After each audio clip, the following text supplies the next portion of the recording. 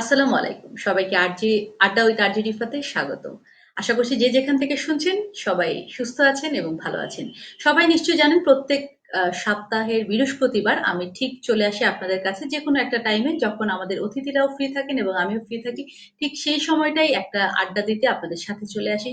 RJ রিফার Facebook page থেকে এবং ইউটিউবেও পরে আপনারা আমাদের প্রোগ্রামগুলো কিন্তু বিস্তারিত পেয়ে যান। আরজে রিফা আমি কাজ করছি ব্যক্তিগতভাবে অটিজম সচেতনতায় কাজ করে যাচ্ছি এবং এছাড়া মানসিক স্বাস্থ্য যাতে ভালো থাকে সেই জন্য কি করতে পারি আমরা সেই বিষয়টি নিয়েও আমরা কাজ করে যাচ্ছি। এছাড়াও আমরা যেসব কাজ করছি সমাজে যেসব সমস্যা দেখা যায় সেইগুলো কিভাবে আমরা দূর করতে পারি এবং আপনারা আমার কাছে প্রেম ভালোবাসা বন্ধুত্ব যাই বলেন না কেন এই যে এখন যারা ক্লাস 6 এ বা 7 এ পড়ছেন, বিশেষ করে 6 এ যারা পড়ছেন তারা যারা ক্যাডেট কলেজে ভর্তি হতে চান তাদের জন্য চিন্তা করেই আজকের পর্বটা আমরা তাদের জন্যই বিশেষ করে তৈরি করেছি। তো সেই জন্য যারা স্টুডেন্টরা আছেন তারা কিন্তু আজকে আমাদের সাথে জয়েন করতে পারেন এবং যারা ফিউচারে এখন আজকের এই অনুষ্ঠানটা আসলে বাচ্চারা চাইলে ক্লাস 4-5 এও যারা আছে তারাও কিন্তু জয়েন করে দেখতে পারেন। তাহলে কিন্তু আপনারা অনেক কিছু জানতে পারবেন কারণ আজকে আমাদের সাথে যে অতিথি আছেন মিষ্টি অতিথি তিনি কিন্তু অনেক সুন্দর করে আপনাদেরকে এডুকেশন নিয়ে অনেক কিছু জানিয়ে দেবেন। তো আমাদের সাথে আরজে রিফার ফেসবুক যে পেজটা আছে বেশি করে আপনারা লাইক কমেন্টস দিয়ে সাথে থাকবেন এবং আমাদের প্রোগ্রামগুলো আমি চাইবো আপনারা বেশি করে শেয়ার করেন এবং এখান থেকে আপনারা অনেক ইনফরমেশন জানতে পারবেন কারণ আমরা যারা নারী উদ্যোক্তা আছেন সাইকোলজিক্যাল ভাবে যারা সমস্যায় আছেন ডাক্তার সব সেক্টরেই আমরা চেষ্টা করছি সবাই যে যেখানে ভালো ভালো জায়গায় আছেন ভালো মানুষগুলোকে একই প্রেমে আনার জন্য। তো আমরা আর দেরি করব না, অনেক কথা বললাম, আমি আজকে বেশি কথা বললে আপনারা তো ক্যাডেট সম্পর্কে অনেক কিছু জানতে পারবেন না। তাই যারা স্টুডেন্ট আছেন আজকে বেশি করে এই শেয়ার মানে এই অনুষ্ঠানটা আজকে বেশি করে শেয়ার করেন তাহলেই কিন্তু অনেক কিছু জানতে পারবেন। আমাদের সাথে আজকে অতিথি হিসেবে আছেন লুৎফুন নাহার আনিকা, আহ, যিনি হচ্ছেন ফাউন্ডার হচ্ছে কিউইসি একাডেমি। তো কিউইসি একাডেমি চিনেন না এমন স্টুডেন্ট খুবই কমই পাওয়া যাবে। আপনারা ফেসবুক পেজেও ওনাদেরকে পেয়ে যাবেন, খুব সুন্দরভাবে অনেকগুলো লাইভ দেওয়া আছে, আপনারা কিন্তু অনেক কিছু জানতে পারবেন। আমি আর বেশি কিছু বলবো না, আপু নিজেই আসুক জয়েন করুক এবং আপনাদেরকে ওনার তথ্যগুলো উনি জানাবেন। আমরা আর দেরি করছি না, আমাদের ব্যাক স্টেজে আমাদের অতিথি অপেক্ষা করছেন, আমরা ওনাকে সামনে আনছি।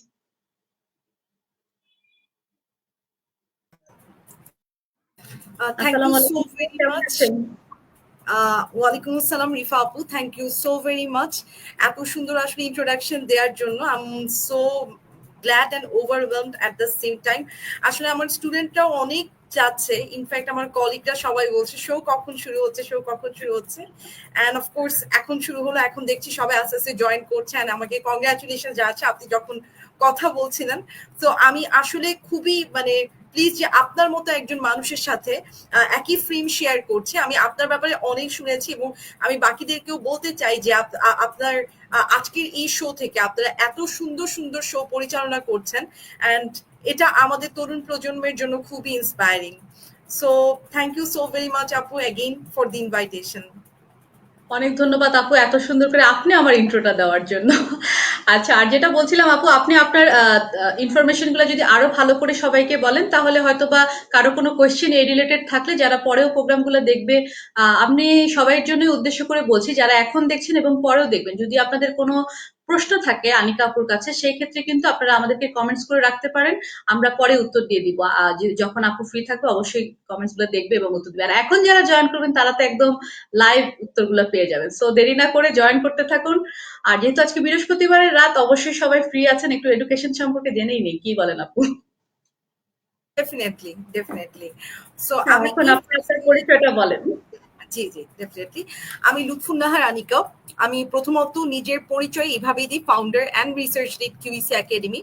আমি ex hmm, cadet Feni girls hmm, cadet college, and at the same time আমি এশিয়ান ইউনিভার্সিটি ফর উইমেনে জুনিয়র ইনস্ট্রাক্টর, ম্যাথমেটিক্সের জুনিয়র ইনস্ট্রাক্টর হিসেবে কাজ করছি। আমাদেরটা একটা ইন্টারন্যাশনাল ইউনিভার্সিটি। সো এখানে লেকচারার যে পদবিটা সেটাকে আসলে ইনস্ট্রাক্টর হিসেবে গণ্য করা হয়। So you can say as a junior lecturer. So hmm, ultimately আমি জয়েন করি হচ্ছে এশিয়ান ইউনিভার্সিটি ফর উইমেনে 2023 সালে, right after my graduation. And at the same time QEC academy নিয়ে আমি কাজ করছি সেই 2021 সাল থেকে। আর বলা যায় ইটস দ্য ফাউন্ডেশন যেটা হচ্ছে আমাকে অনেক অনেক বেশি এক্সট্রা অ্যাডভান্টেজ দিয়েছে বিভিন্ন জায়গা এক্সপ্লোর করার জন্য। আমি একটু কিউইসি একাডেমি নিয়ে হালকা ধারণা আপনাদের সবাইকে দিই যারা আজকের এই শোটা দেখছেন। আর কিউইসি কিউএসসি একাডেমি নামটা তো ডিটেলসটাও আমাদেরকে একটু বলবেন। ডেফিনেটলি কিউইসি একাডেমি বেসিকলি এই কনসেপ্টে এসেছে 2020 সালে করোনাকালীন সময়ে।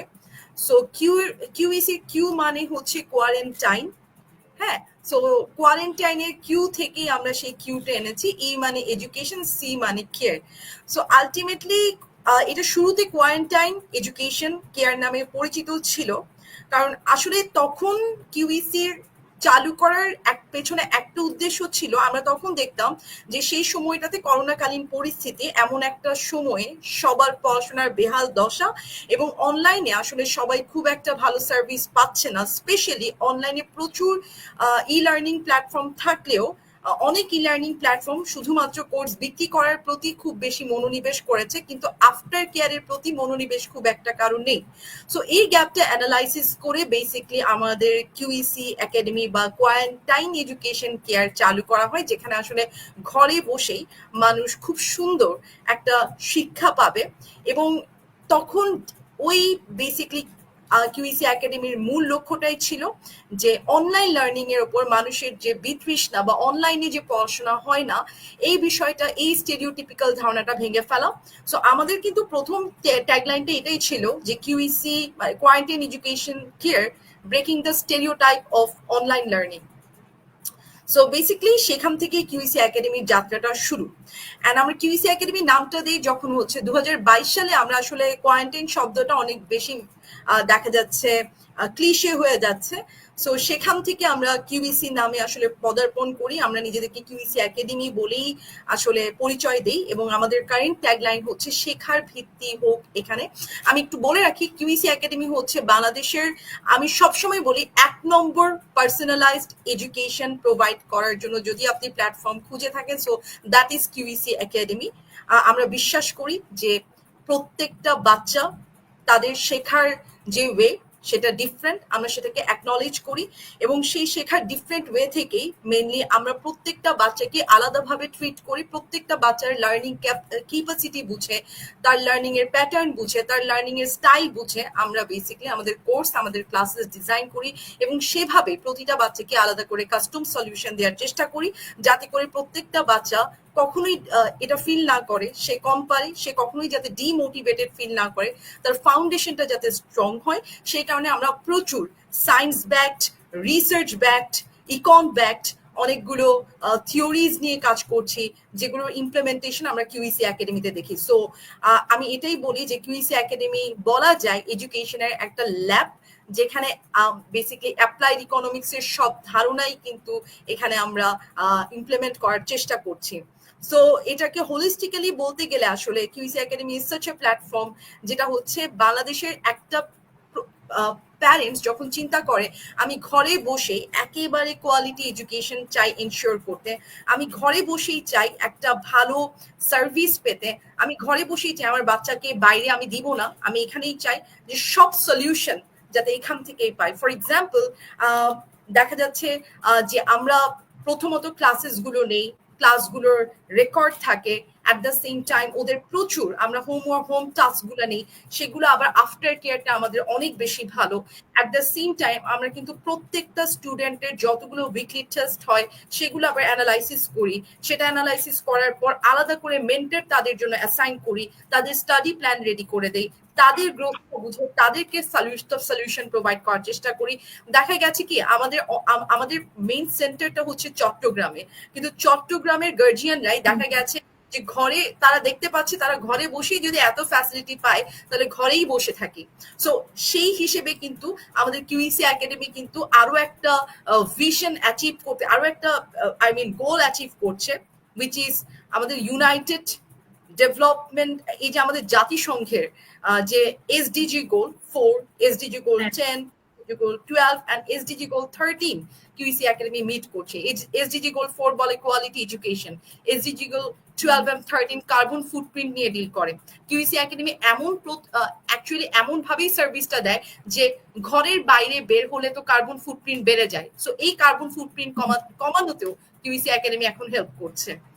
সো বলা যায় আমরা এই সার্ভিসটাই আমরা প্রোভাইড করার চেষ্টা করছি, যে আমরা প্যারেন্টসদের নিয়ে ওয়ার্কশপ নেই, প্যারেন্টসদের প্যারেন্টিংটা কিভাবে করতে হবে, তাদের ভূমিকাটা অ্যাকচুয়ালি একটা বাচ্চার জন্য কতটুকু হেল্পফুল সেটা নিয়েও আমাদের প্যারেন্টাল গাইডলাইন থাকে। সো আলটিমেটলি আমরা কিউইসি একাডেমি এমন ভাবেই ফর্ম করেছি যেখানে প্যারেন্টসরা এটাকে মনে করবে আমার এক নম্বর আস্থার প্ল্যাটফর্ম, এখানে আমি আমার যত দুঃখ শেয়ার করি আমি সবকিছুর একটা সলিউশন পাবো।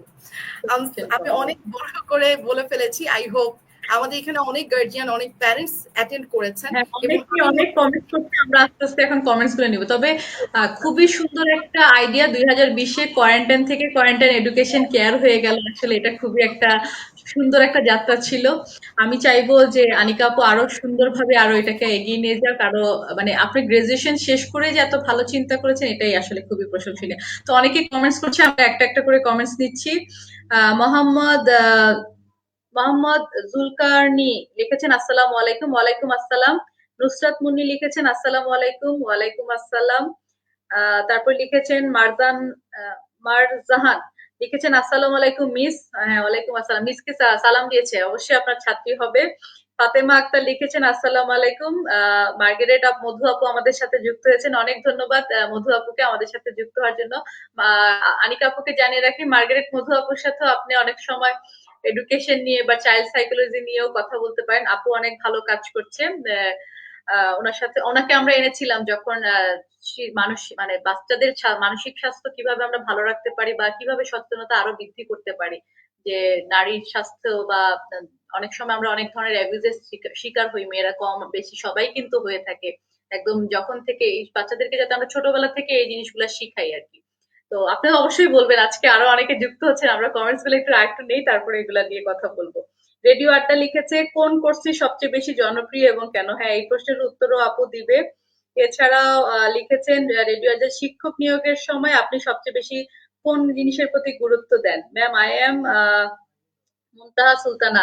অনেক ধন্যবাদ, আপনারা যুক্ত হচ্ছেন। জয়া সাহাও যুক্ত হয়েছেন। তাহমিনা তাহমিনা ইসলাম, জয়া সাহাকেও আপনি চিনবেন, আমাদের এনটিভির একজন খুবই জনপ্রিয় উপস্থাপিকা। ওনারা সবাই দেখছেন, আসলে খুবই প্রাউড করার মতো একটা ব্যাপার। আপনারা এইভাবে আমাদের সাথে যুক্ত থাকেন এবং আপনাদের ভালোবাসা দেন। আজকে যারা ক্যাডেট বিষয়ে আমরা বেশি আলোচনা করব। যেহেতু আনিকা আপু কাজ করছে ক্যাডেটে যারা ভর্তি হতে চায়, আর নিজে যেহেতু এক্স ক্যাডেট, তাহলে তো বুঝতেই পারছেন আজকে মেয়েদের জন্য খুবই ভালো অপরচুনিটি। যদি প্রশ্ন করতে চান দেরি না করে সাথে সাথে কমেন্টস করা শুরু করেন। আরো কমেন্টস করেছেন যে ফারজানা করিম কমেন্টস করেছেন, আসসালামু আলাইকুম জানিয়েছেন। থ্যাংক ইউ, আপনারা দেখতে থাকেন। আর আপনাদের যদি কোনো প্রশ্ন থাকে শিক্ষা নিয়ে, এডুকেশন নিয়ে, সবকিছু আনিকা আপু প্রস্তুত আছে আপনাদের জন্য আজকে। এরকম কিন্তু সুযোগ বারবার পাবেন না, আপু কিন্তু ব্যস্ত থাকে, তারপরে আমাদেরকে আজকে সময় দিচ্ছে। তো আপু, আমরা অনেকগুলো দুটো কিন্তু প্রশ্ন পেয়েছি যে কোন কোর্সটি সবচেয়ে বেশি জনপ্রিয় এবং কেন, এটার একটু উত্তর দেন। আচ্ছা, কারেন্টলি আমাদের সবচেয়ে জনপ্রিয় কোর্স হচ্ছে আমাদের cadet course, cadet advance course. Basically মানে আমরা এটা নিয়ে খুব বেশি পরিচিতি লাভ করেছি বিকজ আমরাই ফর দ্য ফার্স্ট টাইম অনলাইনে যে ক্যাডেটের কোচিং করানো যায় এই ধারণাটা আমরা ইস্টাবলিশ করেছি। সো অনেকেই কিন্তু আমাদেরকে এটার পায়োনিয়ার ভাবে।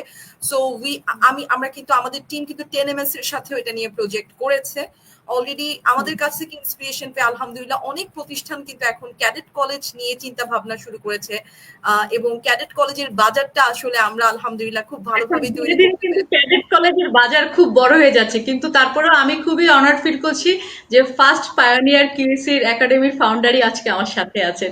এটার জন্য সবাই কিন্তু মিস করলে হবে না, তাই না আপু বলেন? সবাইকে দেখা উচিত আমাদের আর জেনিফার পেজ, যে আমরা কত ভালো আমার ভালো মনে প্রোগ্রাম হয়েছে নিয়ে আসছি। আমি এটাই বলবো সবাইকে দ্রুত অফকোর্স এই জিনিসটা আজকে অনেক মজার মজার বিষয় শেয়ার করতে যাচ্ছি। কারো যদি কোনো কোয়েশ্চেন থাকে ডেফিনেটলি করবেন, আপনাদের হ্যাঁ, যত কোয়েশ্চেন আপুরও তো আমরা ক্যাডেট কলেজের, যেহেতু এটা আড্ডা অনুষ্ঠান, সেই ক্ষেত্রে কিন্তু আমরা আপুরও পার্সোনাল অনেক জিনিসও কিন্তু জানতে পারবেন। আপনারা যারা আপনার স্টুডেন্ট আছে তারা বেশি করে দেখেন, জয়েন করেন আমাদের সাথে, তাহলে কিন্তু নিজের মিসের অনেক গোপন তথ্য জেনে যেতে পারেন হয়তো বা। আচ্ছা, যাই হোক আপু, অনেকে আপনাকে কমেন্টস করছে দেখেন।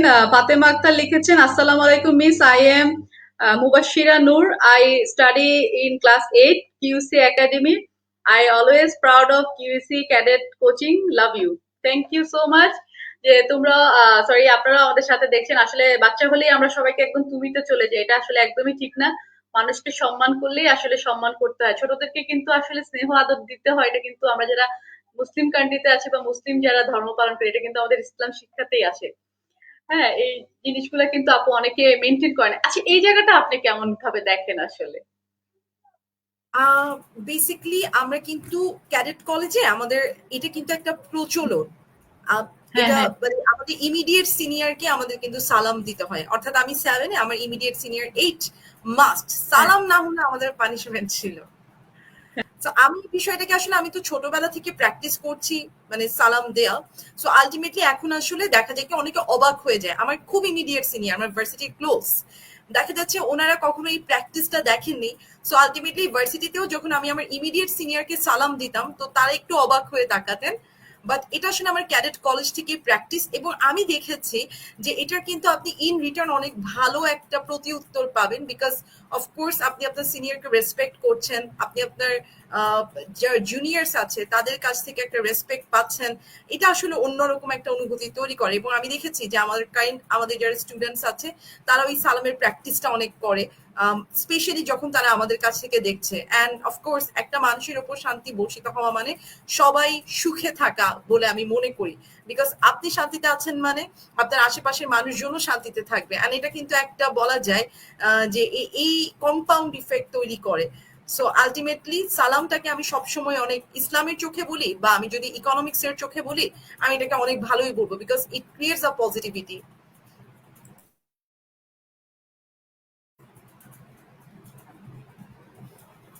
সো তো আর আমি আমি দেখতে পাচ্ছি অনেকেই আই গেস হ্যাঁ, অনেকেই কমেন্টস করছে। আমরা আবার কমেন্টস নিব। যেহেতু আপনার কথার প্রেক্ষিতে সালামের কথা আমরা বলছিলাম, যেমন এই যে ও এত সুন্দর করে বলল, আমি কিন্তু আপনি করে আমি যে সে আমাদের চেয়ে ছোট হতে পারে, কিন্তু আপনি বা তুমি এটা আসলে কোনো ফ্যাক্ট আসলে ইউজ করে মানে ইয়ে করে না, কারণ ইংরেজিতে তো ইউ মানে আমি তুমি আপনি সবই বুঝাচ্ছে। কিন্তু তারপরেও কিছু কিছু জায়গায় এই যে আপনি সালামের কথা বলেন যে আপনাকে প্র্যাকটিস করানো হয়েছে, আমি যদি বলি আমি কিন্তু আমার ফ্যামিলি থেকে এই জিনিসগুলো শিখেছি, কোন কোয়েশ্চেন মানুষকে করা যাবে কোনটা করা যাবে না। কিন্তু আমার সবচেয়ে বেশি আমার নিজের ছোটবেলাতে ধরেন এত বেশি মনে নেই যে মা কি কি শিখিয়েছে একদম ধরে ধরে। কিন্তু আমার মেয়েটা যখন প্রথম হয় তখনও যখন মানে একদম ছোট, হ্যাঁ প্রথমেই দেখতাম কি আমার মা ঘুম থেকে উঠে বলতো, নানু গুড মর্নিং, আসসালামু আলাইকুম, কেমন আছেন আপনি। ও কিন্তু বিছানাতেই, হ্যাঁ। আহ 3 দিন 4 দিনের দিন থেকেই দেখলাম আমার মা তাকে প্রত্যেকদিনই সালাম দিচ্ছে, বা তার বাবা যখন আমাদেরকে দেখতে আসতো যেত তার বাবা নানু বলতো নানু বাবাকে টাটা দিয়ে দাও, বিদায় দিয়ে দাও, আসসালাম আলাইকুম। আসলে কিন্তু এই চর্চাগুলো আমাদের ফ্যামিলি থেকে আসলে শেখানো উচিত বাচ্চাদেরকে। এই জিনিসটা কিন্তু ছোটবেলা থেকে শিখালে সবসময় এই জিনিসটা থাকে। যেমন আমি আমার ছেলেকে স্কুল থেকে যখনই আনতে যাই, মেয়েকেও আনতে যাই, মেয়ের সাথে এত বেশি হয় না, অনেক ছেলেকেই কেন জানি এই জায়গাটায় আমি খুব বেশি ইয়ে করি। আমি তাকে স্টার্টিংটাই করি যে আসসালাম আলাইকুম বাবা, আজকে কেমন স্কুলে গেল, কেমন ভালো গেল কিনা দিন, এভাবেই কিন্তু আসলে স্টার্ট করি। তো আসলে যেহেতু আমাদের প্রোগ্রামগুলো সব সেক্টরের জন্যই আমরা করছি, সেজন্য আমি চাই যে ভালো জিনিসগুলা পজিটিভিটি গুলা মানুষের মধ্যে আরো ছড়িয়ে যাক আপু। এই জন্যই আমার আপনাদের মতো মানুষদেরকেই সবসময় আনার চেষ্টা করি, যারা আহ, আমার কথা হচ্ছে নেগেটিভিটির থেকে যারা দূরে থাকে এমন মানুষই আমার অতিথি হবে, যারা পৃথিবীটাকে পজিটিভিটিতে ভরিয়ে দিবে।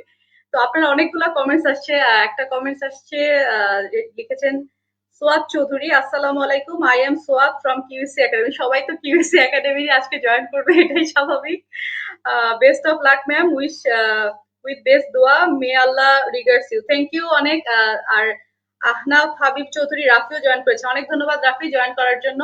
আপনারা এইভাবে আমাদের সাথে জয়েন করতে থাকেন এবং যুক্ত হন। ভালো ভালো অনেক জিনিস আমরা চাইবো আপনারা জানেন, এবং সুন্দরভাবে পৃথিবীতে আপনারা যাতে বসবাস করতে পারি আমরা, সেই জন্য আমরা সুন্দরভাবে কি কি করতে পারি আর কি কি কোয়েশ্চেন যারা ক্যাডেটে ভর্তি হতে চাচ্ছেন এখানে যদি থেকে থাকেন আপনারা কিন্তু কমেন্টস করেন, আপু কিন্তু আপনাদেরকে জানিয়ে দিবে কি কি করতে হবে। আচ্ছা আপু, আপনাকে এখন ব্যক্তিগতভাবে একটু প্রশ্ন করা শুরু করি। ক্যাডেটে কেন ইন্টারেস্ট ফিল হলো? আন্টি কি ক্যাডেটে আপনাকে ভর্তি করার জন্য ইন্টারেস্ট ফিল করেছে, না নিজের মধ্যেই ছিল যে না আমি ক্যাডেটের স্টুডেন্ট হব? আচ্ছা, ফার্স্ট অফ অল আমি আসলে আমার ফুফাতো ভাই সেও ক্যাডেট কলেজে পড়াশোনা করেছে, তো আমি প্রায় তার প্যারেন্টস যেতাম। তো ফৌজদারহাট ক্যাডেট কলেজে যখন যেতাম তখন দেখলাম একদমই ভিন্ন একটা স্কুল। এটা আমার স্কুলের মতো না, মানে এখানকার সবার গেট আপ, সবার কথা বলা, বাচনভঙ্গি সবকিছু একটু ডিফারেন্ট, এবং মানে খুবই নিট অ্যান্ড ক্লিন। আমার কাছে অনেক বেশি ভালো লেগেছে। তো আমার কাছে মনে হলো যে আচ্ছা আমি যদি এরকম একটা স্কুলে পড়তে পারতাম, তখন তো আসলে স্কুল মনে করতাম। তো হ্যাঁ তখন থেকেই আসলে মনে হয়েছে যে আচ্ছা এখানে কিভাবে যাওয়া যায়। আমি তারপর কিছু আইডিয়াস নিয়েছিলাম। তো অনেক আমি রিউমার্স শুনতাম ক্যাডেট কলেজের ব্যাপারে, তারপরও সেগুলো আসলে আমাকে খুব একটা এফেক্ট করেনি। ইনফ্যাক্ট আমি বলবো আমার আসলে আমার ফুফাতো ভাইকে যখন আমি দেখেছি, তাকে দেখার পর থেকে আমার কাছে মনে হয়েছে ওকে ফাইন, এই জায়গাটা আমার জন্য, আমিও চাইলে এই জায়গার জন্য ট্রাই করতে পারি। তো সেখান থেকে আসলে ক্যাডেট কলেজের স্বপ্ন, আসলে ছোট মনে তো তখন বিভিন্ন ফ্যান্টাসি কাজ করে। তো সেই হিসেবে আসলে ওই সময়টাতে একটা ভালো একটা প্লেস দেখলাম, আমি এরকম একটা স্কুলে পড়তে চেয়েছি, এত নিট অ্যান্ড ক্লিন, সবাই এত সুন্দর করে কথা বলে, সবার গেট আপ, সবার ড্রেস আপ এত ভালো। আমার মনে হয় একদম এরকম একটা স্কুল আমার দরকার। আচ্ছা, তো সেই ক্ষেত্রে যখন ক্যাডেট কলেজে যাওয়ার একটা আকাঙ্ক্ষা থেকে পড়াশোনা করা ভর্তি হলেন, হ্যাঁ? তো যাওয়ার আগে অনেক তো নেগেটিভিটির কথা তো অবশ্যই আমরাও এখনো আমিও যে শুনছি না এমন না। যেমন আমার মেয়েকেও আমি ট্রাই করছিলাম। কিন্তু দেখলাম ওর বেশি একটা ইন্টারেস্ট বুঝতে পারছি না। এর জন্য আমার কথা হচ্ছে বাচ্চাদের ক্ষেত্রে আমরা জোর করব না। কারণ একটা বাচ্চা নিজের যদি ইন্টারেস্ট ফিল না করে সেই জায়গায় না যাওয়াটাই মনে হয় ভালো। এক্ষেত্রে আপনার কি মতামত যে ক্যাডেটে যাওয়ার পরে আপনি কিরকম দেখলেন? আর আসলে যাওয়া উচিত নাকি উচিত না বা কিরকম মনে হয় আপনার কাছে? আচ্ছা, বা এটা কাদের জন্য? বেসিক্যালি ক্যাডেট কলেজ আসলে আমি যদি বলি frankly, cadet college military school, and hmm, cadet college আপনাকে মিলিটারি ওয়েতে ট্রেন আপ করবে। তাদের মেইন উদ্দেশ্যটাই থাকে যে আপনি right after cadet college ISSB দিয়ে হয় হ্যাঁ, আর্মি, না হয় নেভি, না হয় এয়ারফোর্সে জয়েন করবেন। সো ক্যাডেট কলেজ বেসিকলি আপনাকে সেইভাবে প্রিপেয়ার করে। সো দেখা যায় কি যে আমাদের রিগোরাস একাডেমিক পড়াশোনাটা হয় না খুব একটা, এখানে এক্সট্রা কারিকুলারটা অনেক বেশি প্রাধান্য পায়। সো সব মিলিয়ে বলা যায় একটা ব্যালেন্সড ওয়ে। ফর এক্সাম্পল এখানে তো স্টুডেন্টরা আসলে দেখা যাচ্ছে যে সারাদিন পড়াশোনায় থাকতে পারে, আমরা ক্যাডেট কলেজে আসলে এই সুযোগটা পেতাম না। সো আলটিমেটলি দেখা যেত আমাদের লাইফস্টাইলটা ছিল সকাল একেবারে রাইট এট 4:30 গ্রুপ থেকে উঠা, রাইট এট 5:20 আপনার গ্রাউন্ডে চলে যাওয়া, 5:20 থেকে একেবারে 6:45 পর্যন্ত আপনার পিটি ড্রিল এগুলোর মধ্যে ব্যস্ত থাকা। 6:45 থেকে আপনি জাস্ট 15 মিনিট টাইম পাবেন ব্রেক, মানে নিজেকে ব্রেকফাস্টের জন্য গুছিয়ে নেওয়ার ক্ষেত্রে। খাকি ড্রেস পরে সবাই আবার ডাইনিং এ চলে যায়, এবং 20 মিনিটস এর একটা ব্রেকফাস্টের টাইম থাকে। অ্যান্ড রাইট আফটার দ্যাট একাডেমিকের টাইমটা হচ্ছে আপনার স্কুল টাইম, যেটা সেটা হচ্ছে সকাল 8টা থেকে আপনার একেবারে দুপুর 1টা পর্যন্ত। অ্যান্ড এরপর গিয়ে আবার আপনার লাঞ্চ ব্রেক, তারপর 1 ঘন্টা রেস্ট আওয়ার, এরপর আবার গিয়ে গেম সেশন। এরপর হচ্ছে আপনার দেখা যায় কি যে আমাদের একটা স্টাডি আওয়ার থাকে, উইচ ইজ এটা 7 হলেও 3 ঘন্টা, 8 হলেও 3 ঘন্টা, 9 হলেও 3 ঘন্টা, প্লাস 12 হলেও 3 ঘন্টা। সবার জন্য একটাই ডেফিনিট স্টাডি টাইম, এবং সেখানেই সব পড়া শেষ করতে হবে। বাট হ্যাঁ, ধরেন আপনার কালকে একটা ইভেন্ট আছে, আপনার কালকে ডিবেট কম্পিটিশন আছে, কালকে না 1 সপ্তাহ পর আপনার ডিবেট কম্পিটিশন। আচ্ছা,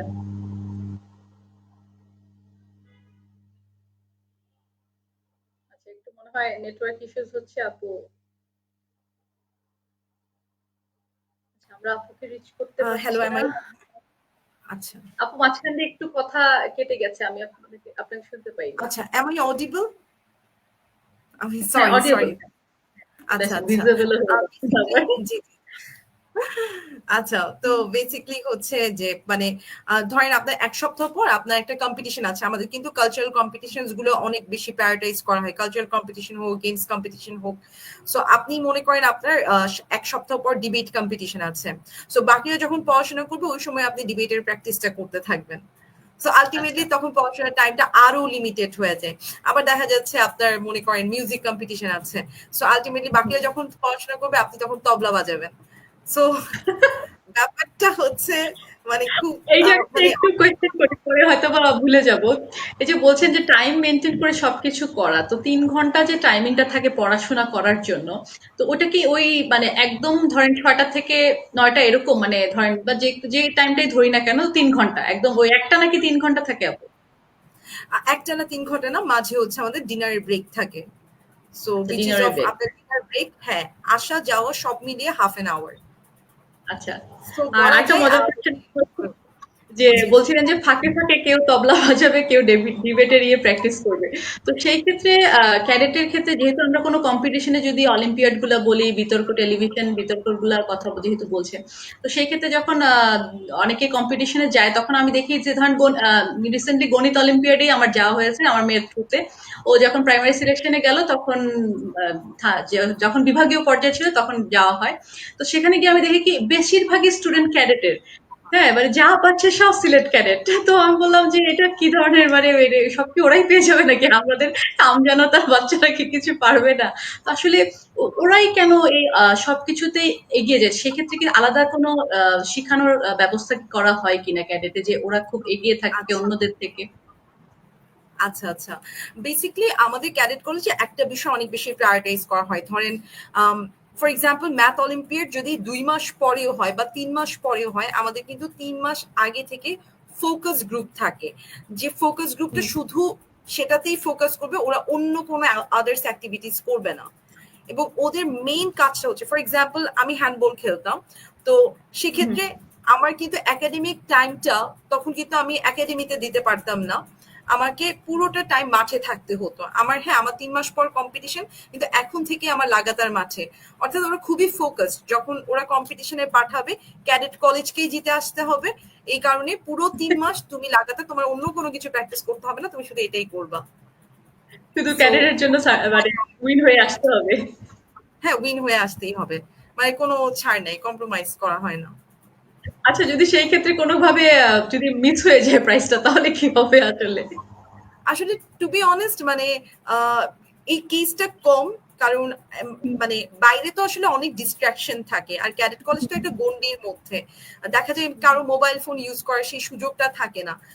সো হ্যাঁ, হ্যাঁ। আলটিমেটলি দেখা যায় কি খুব বেশি ফোকাস থাকে, ডিস্ট্রাকশনটা কম থাকে, আর সারাদিন একটা কাজের মধ্যে থাকে। তারপরে যদি কেউ মিস হয়ে যায়, সো ইন দ্যাট কেস এটা পরবর্তীতে ট্রাই করা হয়, সে নিজেই মন খারাপ করে, and at the same time ওটাও দেখা যায় যে খুব একটা প্রেশারাইজ করা হয় না। তবে হ্যাঁ, যে আসলে অনেক ট্রাই করেছে তার জন্য এটা খারাপ লাগার মতো আর কি। সেটাই আসলে। কিন্তু তারপরেও হার-জিত খেলাতে বলেন, সব কম্পিটিশন প্রতিযোগিতায় আসলে থাকবে। যে যেখানেই যে কম্পিটিশনেই যান না কেন, যারা প্রতিযোগিতামূলক কোনো কিছুতে যান তাদের জন্য একটাই ইনফরমেশন থাকবে, যে হেরে গেলে মানে শেষ না কিন্তু আসলে, হ্যাঁ? লাইফের ওখান থেকেই আপনাকে শিখে পরবর্তীতে এগিয়ে যেতে হবে। রেডিও আড্ডা 24/7 আমাদের অনেক কমেন্টস করছে। ক্যাডেট কলেজে ১ম দিনের অভিজ্ঞতা কেমন ছিল? এটা একটা প্রশ্ন ছিল। আর লিখেছিল, যেহেতু আমরা ক্যাডেট কলেজ নিয়ে কথা বলছি, লিখেছিল যে ক্যাডেট কলেজ কোন স্মৃতি আজও মনে পড়ে যায়? ক্যাডেটের কোন স্মৃতিটা মনে পড়ে? এটা আমি জানতে চাই। আচ্ছা আচ্ছা ধরেন এই যে এখন ইনস্ট্যান্ট বেসিক কোনটা মাথায় আসছে? আচ্ছা, কারেন্টলি ক্যাডেট কলেজের কোন স্মৃতিটা মনে পড়ে যায়? তো এটা আসলে আহ, আমাদের তো কালেকশন অফ মেমোরিজ বলা যায় ক্যাডেট কলেজ থেকে। সো পার্টিকুলারলি যদি কোনো হ্যাঁ, একটা অবশ্যই। স্মৃতির কথা মানে আমি বলি, সো আলটিমেটলি আমি বলবো আমার ইনিশিয়াল ডেজ গুলোতে, যখন আমি ক্লাস 7-এ ছিলাম, আমাদের মানে দেখা গেছে কি যে আমি হ্যান্ডবল খেলতে অনেক পছন্দ করতাম। তো ওই সময়টাতে আমার একটা টিচার আমার কনফিডেন্স লেভেল অনেক বেশি বাড়িয়ে দিয়েছিলেন, এবং আমার এখনো মনে পড়ে তার ওই কিছু ওয়ার্ড আমাকে এতটাই আসলে মানে কনফিডেন্স, আমার লেভেলটা গ্রো করেছে যে এখনো পর্যন্ত আমি এগুলোকে নার্চার করে লেভেলটা হাই চলি। হয়ে গিয়েছিল। হাই লেভেল হাই হয়ে গেছে। ফর এক্সাম্পল উনি বেসিকলি যখন আমি ক্লাস 7-এ ছিলাম হ্যান্ডবল কম্পিটিশনের সময়, আমাদের হাউসের প্লেয়ার্সরা আসলে খুব একটা প্রিপেয়ার ছিল না, অন্য হাউসের সাথে হেরে যাচ্ছিল, এরকম একটা অবস্থায় আমরা তখন ছিলাম মানে সেকেন্ড পার্টি, অর্থাৎ যারা হচ্ছে মেইন প্লেয়ার্স তারা বাদে হুম, যারা অ্যাডিশনাল প্লেয়ার্স, তো আমি ছিলাম as a class 7 additional player. তো ওই সময় মেইন প্লেয়ার্সরা খুব একটা ভালো পারফর্ম করতে পারছে না, সো অ্যাডিশনাল প্লেয়ার হিসেবে আমাদের স্টাফ আমাদেরকে বললেন যে যাও তুমি কোথায় রোল প্লে করতে চাও। তো আমি বলেছি আমি অ্যাডিশনাল প্লেয়ার হিসেবে তো সবসময় গোলকিপারের পেছনে থাকতাম, সো আমার গোল হুম। কিপিং এর একটা সেন্স চলে আসছে, আমি মনে হয় ওই জায়গায় রোল প্লে করতে পারবো। সো আমি যখন সেখানে গেলাম, আমার অনেক সিনিয়র আসলে রেগে গিয়েছিলেন, কারণ তারা জানেন যে আমি এই জায়গাটা প্র্যাকটিস করি নাই, আর এখানে স্টাফ এবং টিচার্সরা মেইন প্লেয়ারদের বের করে অ্যাডিশনাল যারা প্লেয়ার আছে তাদেরকে মাঠে ইন করাচ্ছেন। সো সেটা আসলে তারা খুব একটা ভালোভাবে নেয়নি, কিন্তু আমরা বাকি যারা প্লেয়ার ছিলাম, যারা একেবারে মানে জুনিয়র প্লেয়ার, দেখা গেছে কি যে আমরা মেইন প্লেয়ারদের মতোই ভালো খেলার চেষ্টা করেছিলাম, অ্যান্ড শেষ পর্যন্ত আমি অনেকগুলো গোল সেভ করেছিলাম। সো আলটিমেটলি তখন আমার টিচার বলেন যে ও হচ্ছে তোমাদের হাউসের অ্যাসেট, তোমার ওদেরকে তোমাদের ওকে নার্চার করতে হবে। অ্যান্ড আফটার দ্যাট এই কথাটা আমাকে অনেক ক্লিক করে, অ্যান্ড আমি প্রচুর প্র্যাকটিস করি, অ্যান্ড কনজিকিউটিভ আমি যতগুলো হ্যান্ডবল কম্পিটিশন হয়েছে অ্যাজ এ গোলকিপার আমি বেস্ট প্লেয়ার হই, যতবারই হয়েছে। তো এটা কিন্তু আমাকে অনেক বেশি মানে মোটিভেট করেছে। জীবনে কে যে মোটিভেশন দিবে, আমি সবসময় আমার প্রত্যেকটা অনুষ্ঠানের পর্বে বলি, আপনার জীবনে কোন গল্পটা আমাদের পেজ থেকে কার মোটিভেশন হয়ে যাবে আসলে কেউই বলতে পারে না। এই যে আপনার দেখেন শিক্ষক একটা মোটিভেশন দিল। আপু একটা কমেন্টস এসেছে যে একাডেমিতে নারীদের অংশগ্রহণ বাড়াতে আপনি কি ধরনের পদক্ষেপ নিয়েছেন একাডেমিতে, এই প্রশ্নটা একজন করেছেন। আর আমাদের সাথে আরো জয়েন হয়েছেন ফারহানা সবুজ আপু, ধন্যবাদ আপু, আপনারা জয়েন করছেন, আমার খুবই ভালো লাগছে। এভাবে আপনারা জয়েন করতে থাকেন এবং আপনাদের ভালোবাসা আমাদেরকে দিতে থাকেন। আর আরজে রিফার যে ফেসবুক পেজ এবং ইউটিউব চ্যানেল আছে, আপনারা আমাদের সাথে লাইক কমেন্টস দিয়ে সাথে থাকেন এবং সাবস্ক্রাইব করতে দেরি করবেন না, তাহলে ভালো ভালো অনেক কিছু জানতে পারবেন। আজকে কিন্তু জানতে পারছেন আপনারা ক্যাডেট কলেজ সম্পর্কে অনেক কিছু, আবার কিউএসসি একাডেমি কি কি কাজ করছে সেটাও কিন্তু আপু বলছে। এখন যারা অলরেডি এখন জয়েন করছেন দেখতে পারেননি, তারা একটু টেনে দেখে নেবেন পরে, আর এখন প্রশ্ন করতে থাকলে কমেন্টস করতে পারেন। একটু শুনি আপু, হ্যাঁ বলছিলেন একটা তো মোটিভেশনের কথা আমরা বললাম, এই যে আপনার এক শিক্ষকের ইন্সপিরেশনের জন্য কিন্তু আপনি বেস্ট প্লেয়ার হিসেবে একটা একদম ক্যাডেট কলেজে ফেমাস হয়ে গেলেন। তো এই ফেমাস এর পর থেকে আপনার নারীদের, যেহেতু আপনি নারীদের, আমরা তো জানি মেয়েদের আলাদা ক্যাডেট কলেজ, তো সেই ক্ষেত্রে নারীর অংশগ্রহণ বাড়াতে আসলে একাডেমিতে আপনি কি কি পদক্ষেপ নিয়েছেন একটু যদি মেয়েদের জন্য বলেন। আচ্ছা, thank you so very much. এটা আমার খুবই পছন্দের একটা কোয়েশ্চেন। বেসিকলি মানে দেখা যায় কি বাংলাদেশ থেকে তো আসলে প্রতি বছরই 6 লাখ গ্র্যাজুয়েটস বের হয়, অ্যান্ড সবার কর্মসংস্থান কিন্তু হয় না। ফর দ্যাট আমরা আসলে এটার অ্যানালাইসিস করেছি আসলে কি কারণে হয় না, কোন কোন স্কিল আসলে মানুষের দরকার রাইট নাও, অ্যান্ড আমরা এটা ফিগার আউট করেছি। ফর এক্সাম্পল কিউইসি একাডেমিকে আমরা কিছুদিনের মধ্যে as a private limited company হিসেবে স্ট্যাবলিশ করতে যাচ্ছি, অ্যান্ড এটা হবে দেশের প্রথম নারী পরিচালিত একটি এডুকেশনাল প্ল্যাটফর্ম, যেটা লিমিটেড কোম্পানি হিসেবে ইনশাল্লাহ রেজিস্টার্ড হবে। তো এই জায়গাটাতে আসলে মানে মানুষ মনে করে যে নারীরা আসলে উপরের লেভেলে অর্থাৎ সিনিয়র এক্সিকিউটিভ লেভেল গুলোতে বা একেবারে উপরের লেভেল গুলোতে খুব একটা পারফর্ম করতে পারে না, ওয়ার্ক করতে পারে না, তাদের অনেক সমস্যা, আমাদের সোশ্যাল কাস্টম বা ব্যারিয়ার গুলো আসলে আমাদেরকে বাধা দিয়ে রাখে। তবে এই জায়গাতে আমরা কিন্তু কাজ করছি, আমরা এই জায়গায় কিন্তু ইউথ ডেভেলপমেন্ট ওয়ার্কশপ নিয়ে কাজ করছি। আমরা আমার আমার যেমন আমার সেলস টিম, আমার মার্কেটিং টিম, আমার বলা যায় যারা ট্রেনার টিম, এখানে কিন্তু হ্যালো, আপনি কি শুনতে পাচ্ছেন? I am so sorry. শুনতে পাচ্ছি, আচ্ছা আচ্ছা, আপনার ভিডিও চলে গেছে, বারবার আসছে যাচ্ছে, I am so sorry for that. So আপনি বলতে থাকেন, হ্যাঁ, শোনা যাচ্ছে। সো বেসিক্যালি এই জায়গাটা থেকে মানে আমরা কিন্তু যেমন মনে করেন অনেক নারী কিন্তু সেলসে আসতে চায় না, বাট সেলস যে কত ইম্পর্টেন্ট এবং এটাতে শেখার মতো যে কত কিছু আছে। ফর এক্সাম্পল আমি এখানে অনেক কিছু মানে আমি নিজে সেলস নিয়ে অনেক কিছু পড়েছি, যেমন এবিসি অফ সেলিং, তারপর হচ্ছে সেলের স্পিন মডেল। একটা মানুষ অনলাইনে একটা প্রোডাক্ট বিক্রি করবে, তার জন্য কিন্তু ইকোনমিক্স ফর ম্যানেজার বোঝাটা খুবই ইম্পর্টেন্ট, তার জন্য সেলস বোঝাটা অনেক important, so that say long টার্মে সাস্টেইন করতে পারে। এই জায়গাটাতে আমাদের সেলস টিমে কিন্তু স্টিল ছেলেরা অনেক আগ্রহ প্রকাশ করলেও মেয়েদের আগ্রহটা কম। এই জায়গাটাতে আমরা যা করছি বেসিক্যালি আমাদের সেলস টিমের সাথে আমাদের যে ওয়ার্কশপ হয়, আমাদের মার্কেটিং টিমের সাথে আমাদের যে ওয়ার্কশপ গুলো হচ্ছে, বা আমাদের টেক টিমের সাথে আমাদের যে ওয়ার্কশপ গুলো হচ্ছে, আমরা কিন্তু আমাদের প্রতিটা নারী মেম্বারকে বলে রাখি যে আমাদের এই জিনিসগুলো কিন্তু গোয়িং অন এবং তোমরা এগুলাতে পার্টিসিপেট করো। আমরা সেই পার্টিসিপেশনের জন্য প্রত্যেক এমপ্লয়িকে কিন্তু ইনসেন্টিভ বলতে মানে হচ্ছে স্কোর করি, যে আজকে এই ওয়ার্কশপে অ্যাটেন্ড করে তুমি 100 পাবা এবং একটা সার্টেন স্কোর করলে তুমি প্রমোশন পাবা। সো আলটিমেটলি প্রত্যেকেই কিন্তু আমাদের ওয়ার্কশপ গুলোতে অ্যাটেন্ড করে for their growth, for their মানে আমরা এটাই মনে করি জাস্ট তুমি অ্যাজ এ টিচার হিসেবে এখানে পড়াবা এটা কিন্তু না, তোমাকে সব দিক থেকে ডেভেলপ করতে হবে নিজেকে। সো আলটিমেটলি আমরা কিন্তু কাইন্ড অফ ওদেরকে প্রত্যেকটা ওয়ার্কশপেই অ্যাটেন্ড করে, বিকজ প্রত্যেক ওয়ার্কশপে আমরা স্কোর রাখি। এটা খুবই ভালো একটা আইডিয়া যে নারীদেরকে যুক্ত করার জন্য স্কোরিং টাইম অ্যাড করে দিয়েছেন, যাতে যুক্ত হতে বাধ্যই থাকবে। আমাদের সাথে এখানে আরো যুক্ত হয়েছেন শর্মিলা দেব, থ্যাংক ইউ জয়েন করার জন্য। আশা করছি আরো আপনার কাছ থেকে কোনো, শর্মিলা দেবের কাছ থেকে অনেক কমেন্টস যাবো, কারণ একজন স্কুল শিক্ষিকা হিসেবে তার যদি কোনো প্রশ্ন থাকে সেক্ষেত্রে করতে পারেন। আর আপনারা যারা যারা দেখছেন আপনাদেরকে অনেক ধন্যবাদ, এভাবে আমাদের সাথে যুক্ত থাকেন এবং আপনারা আপনাদের যে যে কমেন্টস মানে প্রশ্ন আছে আপুর কাছে, কিউ কিউএসসি একাডেমি সম্পর্কে যদি আরো জানতে চান বা ক্যাডেট কলেজে যারা বিশেষ করে ভর্তি হতে যাচ্ছেন, সেক্ষেত্রে আপু নারী হইলেও নারীদের ক্যাডেট কলেজে তো উত্তর দিবেন, আপনারা পুরুষ হলেও আপনারা ছেলেরাও কিন্তু কমেন্টস করতে পারেন, কারণ এখানে কিন্তু অনেক ছেলে স্টুডেন্টও আছে কিউএসসি একাডেমিতে। হ্যাঁ, তো সেক্ষেত্রে অনেক কিছু জেনে যেতে পারবেন। আচ্ছা, এখানে কোয়েশ্চেন আসছে যে কিউএসসি কোচিং সেন্টারের তুলনায় কিউএসসি একাডেমি কিভাবে শিক্ষার্থীদের মানসিকভাবে তৈরি করে।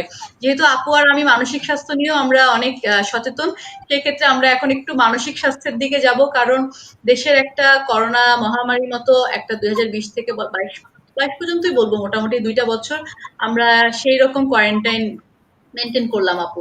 তারপরে ধরেন তারপরে বিভিন্ন রকম সামাজিক 2022 সিলেটের যে বন্যা শুরু হলো, 22 বন্যার কথা বলতে পারি, এখানেও কিন্তু মানুষের একটা সাইকোলজিক্যাল এফেক্ট পড়েছে।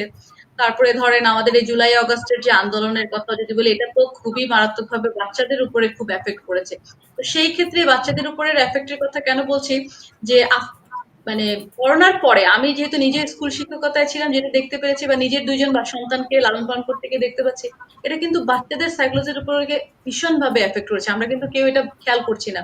যেমন করোনার পরে অনেক বাবা মাকেই আমি দেখলাম যে খুব সিরিয়াস, বাচ্চাকে পড়তে হবে, ভালো রেজাল্ট করতে হবে, কিন্তু তার স্বাস্থ্যটা ভালো আছে কিনা, মানসিক স্বাস্থ্যটা, শারীরিক স্বাস্থ্য না। বাবা মার কথা হচ্ছে সে তো অনেক হেলদি, সে খাওয়া দাওয়া করছে, ঘুরছে ফিরছে, কার্টুন দেখছে, না এটা তো আসলে লাইফ না। তো সেই ক্ষেত্রে কিউএসসি একাডেমি আসলে বাচ্চাদেরকে কিভাবে ইন্সপায়ার করেছে মানসিক স্বাস্থ্যের ক্ষেত্রে?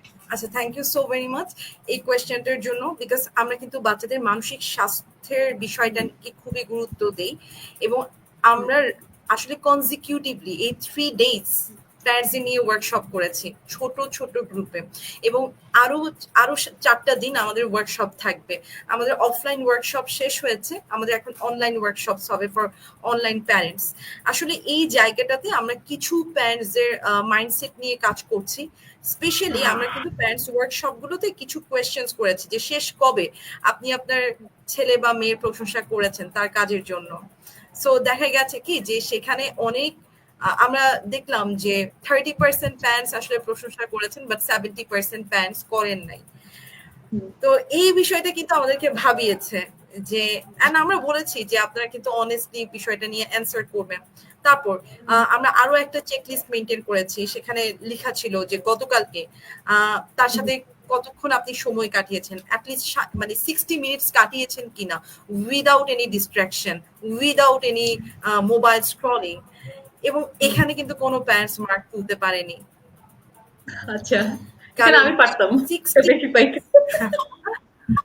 আচ্ছা, সো আলটিমেটলি এটা কিন্তু আমরা এই জিনিসগুলো আমরা অনেকগুলো আসলে চেকলিস্ট মেনটেন করেছি যে এটা করেছেন কিনা, ওটা করেছেন কিনা, এন্ড আমরা যখন ফাইন্ড আউট করলাম আচ্ছা ফাইন, আমরা কিন্তু মানে বাচ্চাদের কাছে অনেক কিছু এক্সপেক্ট করে বসি, অথচ তাদেরকে কিন্তু আমরা সময় দিতে চাই না, কিন্তু আমাদের কিন্তু এক্সপেকটেশন অনেক বেশি। তো সিমিলারলি বাচ্চাদের সাথে আসলে আপনি যদি বাচ্চাদের কাছে কিছু একটা আসলে পেতে চান, তার সাথে আসলে র্যাপোর্ট বিল্ড করতে হবে, তার সাথে সময় কাটাতে হবে, তাকে বুঝতে হবে, সে আপনাকে তখন বুঝবে, কারণ আপনি যখন তাকে ইটস এটা আসলে mutual at the same time. মানে আন্ডারস্ট্যান্ডিং। এক্স্যাক্টলি, এটা কিন্তু খুবই ইম্পর্টেন্ট, যেটা আমরা আসলে অনেক সময় প্যারেন্টসরা বুঝে উঠতে পারি না, অ্যান্ড বাচ্চার ওপর ফ্রাস্ট্রেশন ছাড়ি। অ্যাট দ্য সেম টাইম আমরা কিন্তু অলরেডি বিজ্ঞানী পিয়াজেটের একটা কগনিটিভ ডেভেলপমেন্ট নিয়ে আলোচনা করেছি আমাদের প্যারেন্টসদের সাথে, which was যে আমরা এটা বলেছি যে দেখেন 0 থেকে 2 বছরের যে বাচ্চাগুলো থাকে, ওদের কাছ থেকে আপনি কি এক্সপেক্ট করবেন? ওরা আসলে একটা জিনিস টাচ করবে, ওটা আসলে কি সেটা দেখে দেখে, সে শব্দ দেখে শিখবে। 3 থেকে 7 বছরের বাচ্চারা কল্পনা করে খুব ভালো, কিন্তু সেখানে কিন্তু যুক্তির অভাব থাকে। সো একটা 7 বছরের বাচ্চার কাছ থেকে যদি আপনি যুক্তি আশা করেন এবং তাকে হচ্ছে মারধর করেন, তাহলে কিন্তু আসলে এই 7 বছরের বাচ্চার জন্য কিন্তু এটা আসলে খুবই ট্রমাটাইজ একটা ইভেন্ট হিসেবে তার লাইফে কিন্তু এটা গেঁথে যাবে। আবার আমরা এটাও বলেছি যে এক এক বয়সের বাচ্চার কাছ থেকে আপনি কি এক্সপেকটেশন রাখতে পারেন আর কি রাখতে পারেন না। তো প্যারেন্টসরা কিন্তু বিষয়গুলো রিয়েলাইজ করেছেন। আমরা কিন্তু কিউএসসি একাডেমি এই বিষয়গুলো নিয়ে প্যারেন্টসদের ওয়ার্কশপ নিচ্ছি, এবং তারা এটাকে কিন্তু অনেক পজিটিভলি নিচ্ছেন। সো আচ্ছা আপু, আমার মনে অনেক হয় এটার সাথে আপনি রিলেট আমাদের করতে পারবেন ইনশাআল্লাহ। আচ্ছা। না, না, না, আমি রিলেট করতে পারছি। কিন্তু অনেকগুলো এত কমেন্টস আসছে আমাদের, মাশাল্লাহ, খুবই ভালো লাগছে যে সবাই জয়েন করছে এবং আমাদেরকে কমেন্টস করে যাচ্ছে। এত মূল্যবান কমেন্টস গুলা যে আমরা পড়ে শেষ করতে পারবো কিনা আমি জানি না। আগে থেকেই বলে রাখছি, যদি কারো কোনো কমেন্টস পড়তে না পারি, আমরা প্রশ্ন যদি আপনারা করে থাকেন, সেক্ষেত্রে আমরা পরে চেষ্টা করবো উত্তরগুলো কমেন্টস এর মাধ্যমে দিয়ে দেওয়ার। আর যদি কারো নাম পড়া মিস হয়ে যায়, সেজন্য আসলে আগেই দুঃখিত বলে দিচ্ছি। কারণ অনেক সময় স্ক্রল করতে করতে চলে যাচ্ছে আমি এত দ্রুত। আমরা যেহেতু একটা একটা প্রোগ্রাম যাতে সবার কোনো কাজে লাগে, সেজন্যই কিন্তু করা। তো সেজন্য কমেন্টসটা অবশ্যই আমরা পরে উত্তর দিতে যেহেতু পারবো, সেজন্য আমি চাচ্ছি যে আপুর কাছ থেকে আগে আপুর ইম্পর্টেন্স কথাগুলো নিয়ে নিই।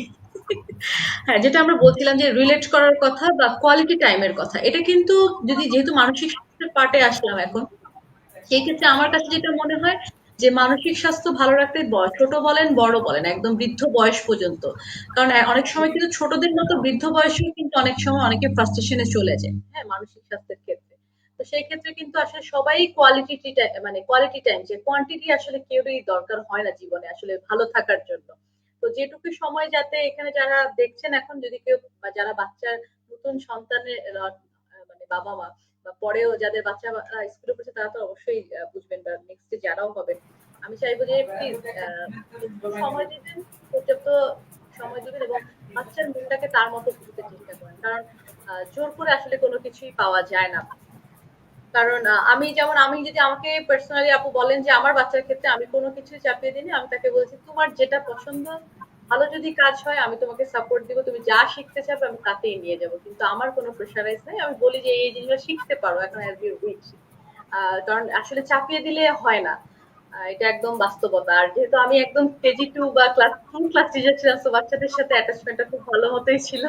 খুবই ফিল করতে পারি যে কার কাছ থেকে কোন জিনিসটা কিভাবে নিতে হয় আসলে।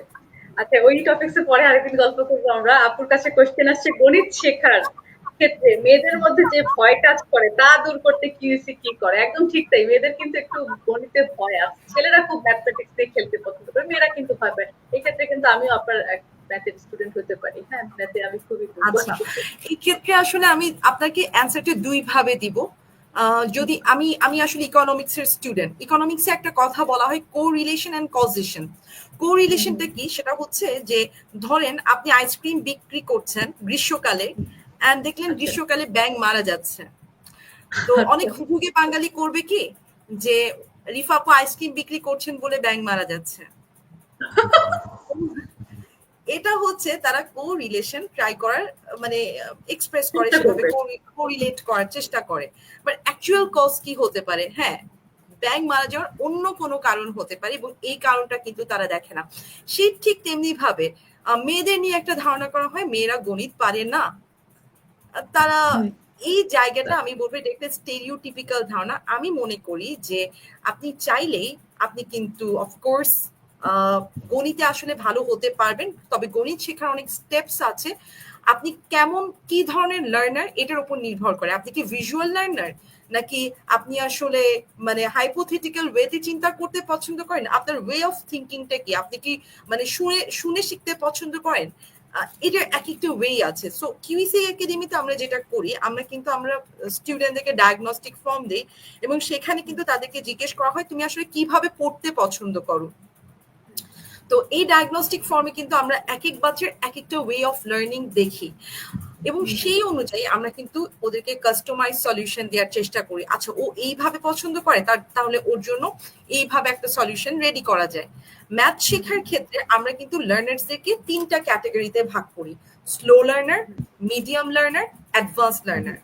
আমাদের ক্লাসে যখন স্টুডেন্টরা জয়েন করে, আমরা দেখি যে 80% স্টুডেন্ট কিন্তু স্লো টু মিডিয়াম পেস থাকে, অ্যান্ড 20% স্টুডেন্ট অ্যাডভান্স থাকে।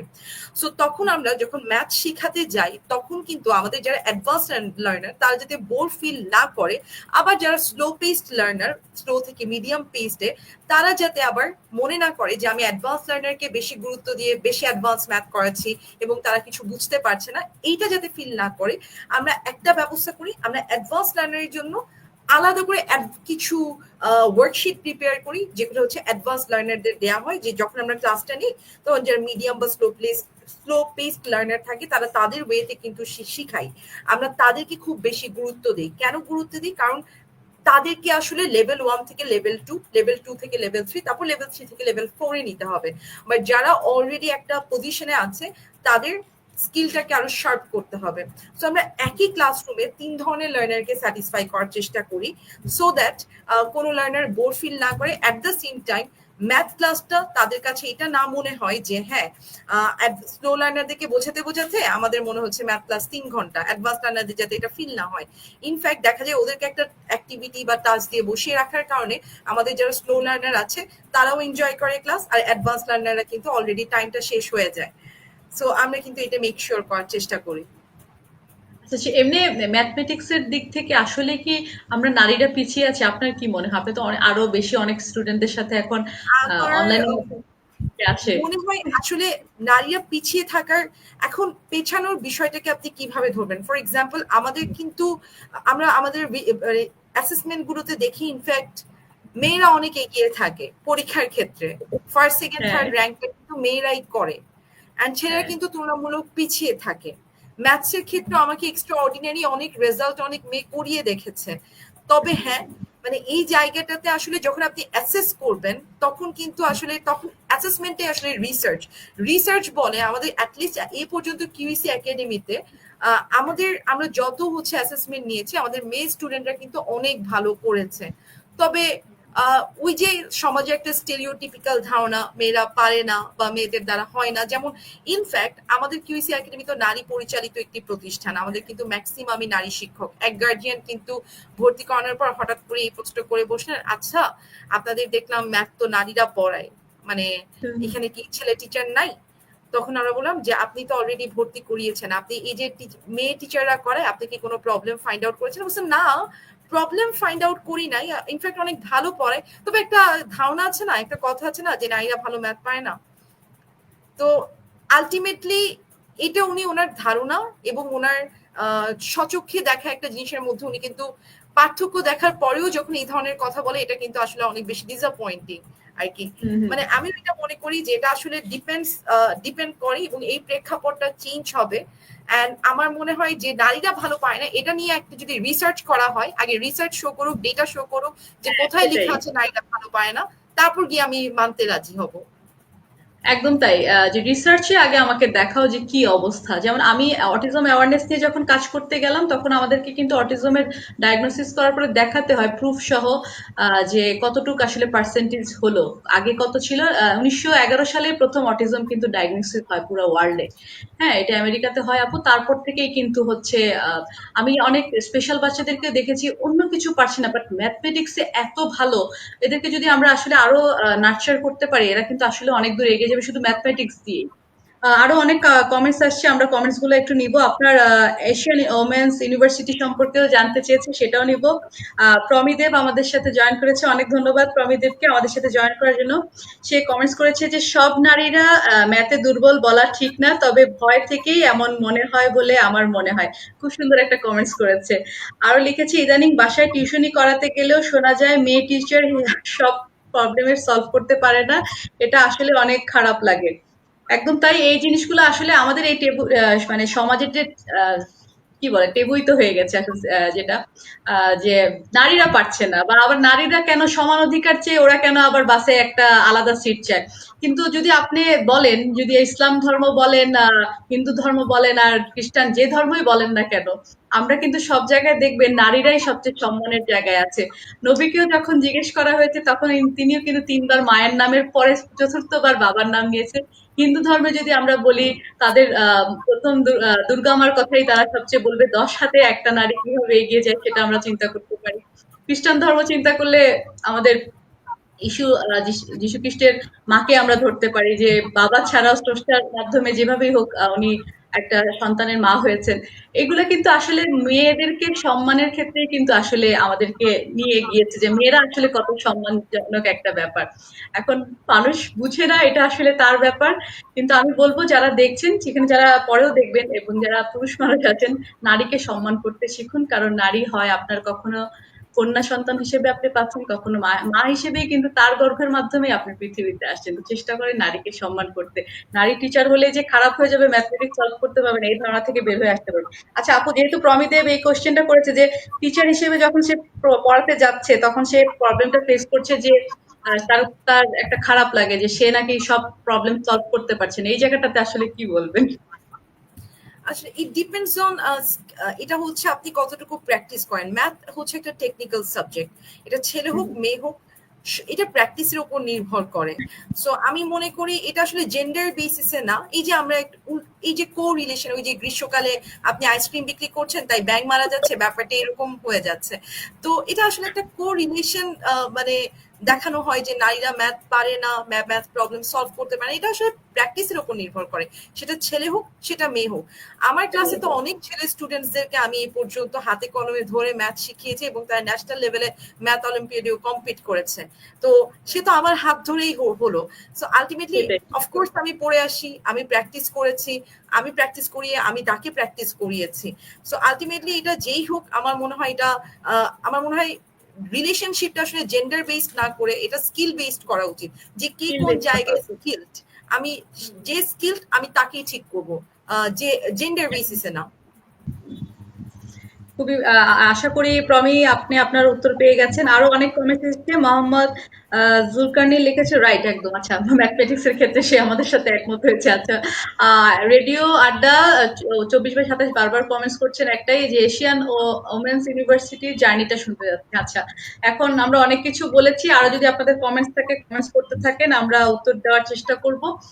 এখন একটু আপুর ইউনিভার্সিটির ইনস্ট্রাক্টর হিসেবে ম্যাথমেটিক্স এর কেমন লাগছে বা কিভাবে এই জার্নিটাও শুরু হলো একটু শুনি। আচ্ছা, বেসিক্যালি আমি normally Asian university for women math major কিন্তু নাই।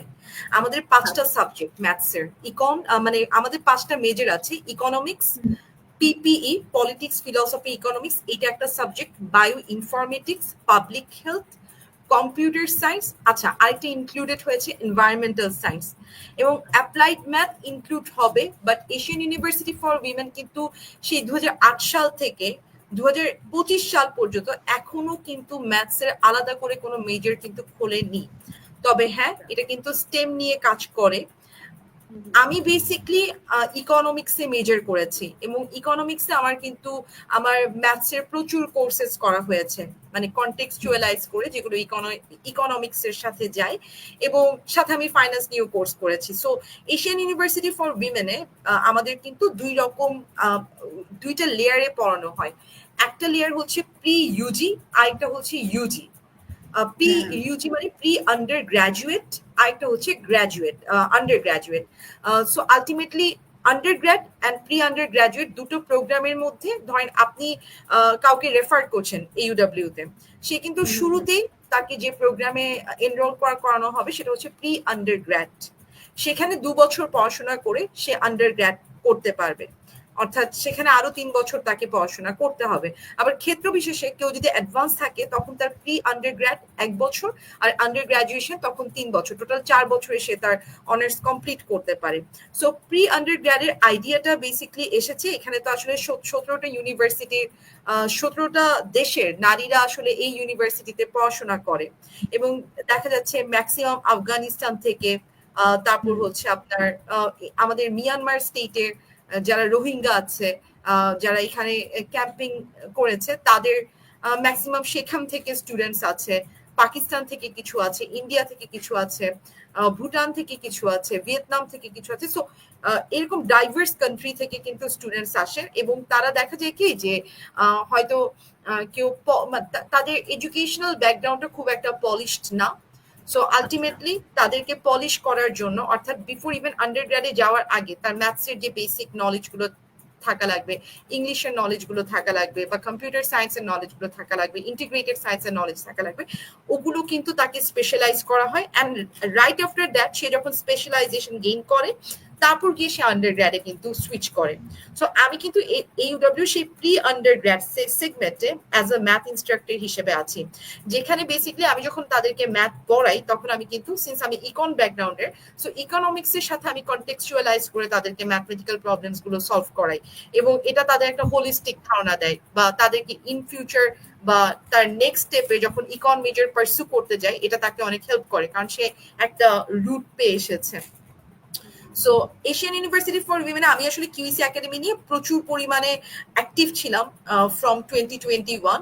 সো তারা আমাদের অ্যাক্টিভিটিস দেখে। আমারই এক স্যার এশিয়ান ইউনিভার্সিটির, উনি একদম শুরু থেকেই ছিলেন। তো আমি ওনার স্টুডেন্ট ছিলাম, আমার পারফরমেন্স ওনার সবসময় ভালো লাগতো। অ্যাট দ্য সেম টাইম কিউইসি একাডেমিতেও আমি ম্যাথস নিয়ে কাজ করছি। সো উনি আমাকে অ্যাপ্রোচ করেন 2022 সালের ঠিক এটা বলা যায় আপনার অগস্ট না অক্টোবর মাসে, যে তুমি তো দেখতে পাচ্ছি অনেক অ্যাক্টিভিটিস করো, তুমি এইউডব্লিউ তে জয়েন করো, আমার মনে হচ্ছে তুমি জয়েন করলে এটা হচ্ছে আমরা একটা ইম্প্যাক্ট ক্রিয়েট করতে পারবা। সো আমি সবসময় ইম্প্যাক্ট ড্রিভেন, আমার কাছে মনে হয়েছে যে ওকে গুড টু গো, আমি যদি 17টা কান্ট্রির মেয়েদের পড়াশোনা করাতে পারি এবং আমার যে ওয়ে অফ টিচিং ম্যাথমেটিক্স সেটা যদি আমি ইমপ্লিমেন্ট করতে পারি, হয়তো তারা ম্যাথকে ভালোবাসবে। সো আলটিমেটলি আমি আমার সিভি ড্রপ করি, সিভি ড্রপ করার পর আমাদের ইন্টারভিউ হয়, and right after interview almost প্রায় 30 থেকে 40 জন ক্যান্ডিডেট ছিল, সেখান থেকে 3 জন সিলেক্ট করা হয়। So I was one of them. তো ইভেন আমার মানে মেজর কিন্তু বাকিদের কিন্তু মাইনর ছিল ম্যাথমেটিক্সে বা অনেক জায়গায় ছিল, বাট আমি আলহামদুলিল্লাহ যে ভালো পারফর্ম করেছি। অ্যান্ড এখন আমার চাকরির অলমোস্ট বলা যায় মানে 2.5 বছর হয়ে গেছে। সো আচ্ছা, আমি কন্টিনিউ করছি।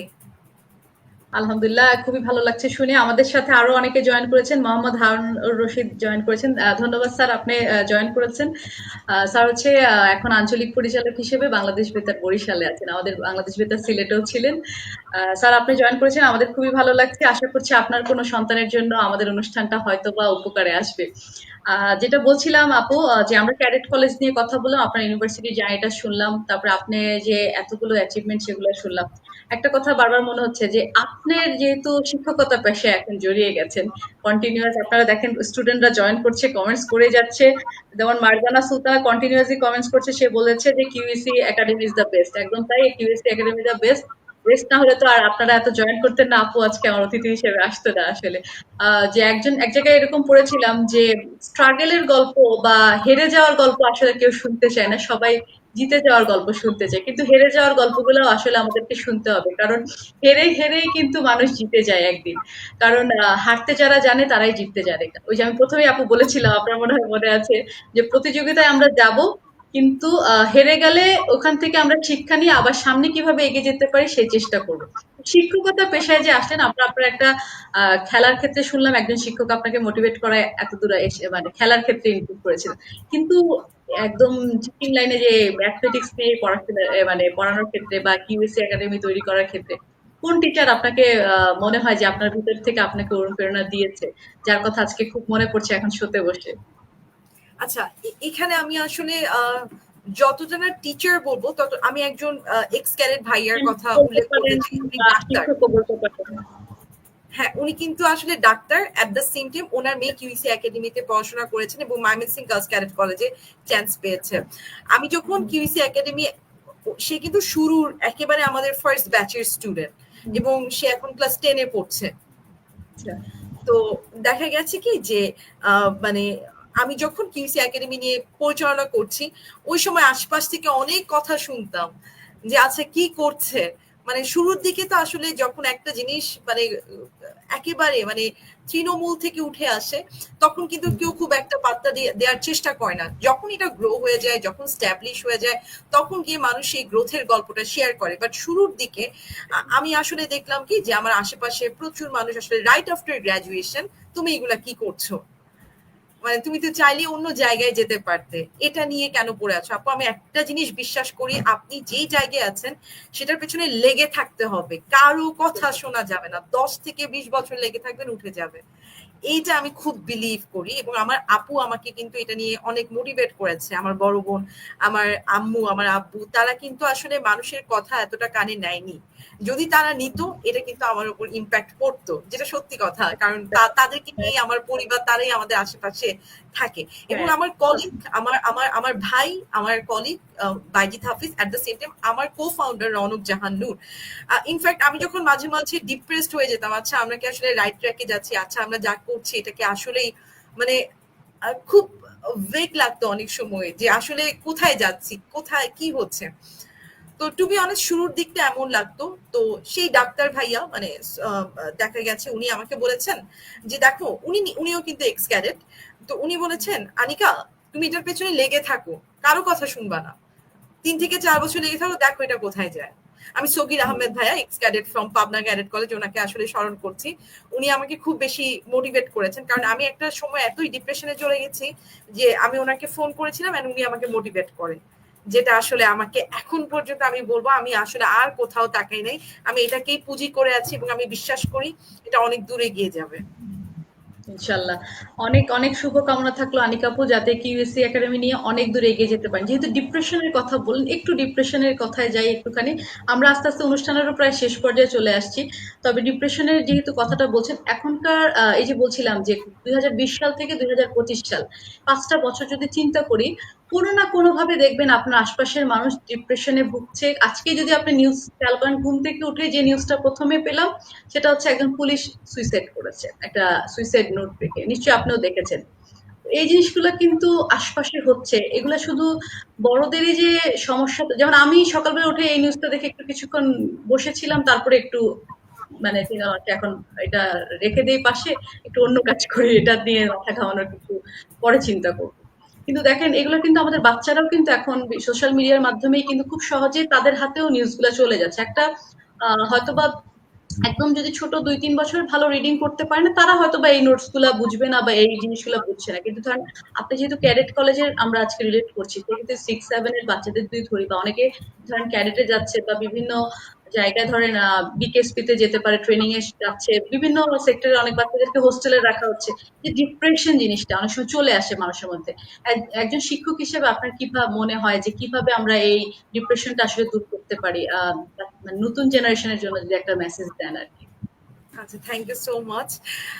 বেসিক্যালি আমার মনে হয় এই জায়গাটাতে আসলে প্লেস টু প্লেস ভ্যারি করে। অ্যাট দ্য সেম টাইম আমার মনে হয় কি যে বাবা মার সাপোর্টটা অনেক বেশি প্রয়োজন। তার ক্লোজ মানুষগুলোর সাপোর্ট অনেক বেশি প্রয়োজন। মানুষ তখনই ডিপ্রেশনে যায় যখন তার ক্লোজ মানুষদের সাপোর্ট সে হারিয়ে ফেলে। তো এই জায়গাটাতে আমরা আসলে এই কারণে কিউইসি তে আমরা এটাই চেষ্টা করছি প্রত্যেক বাবা মার মাইন্ডসেটটাকে শিফট করার জন্য।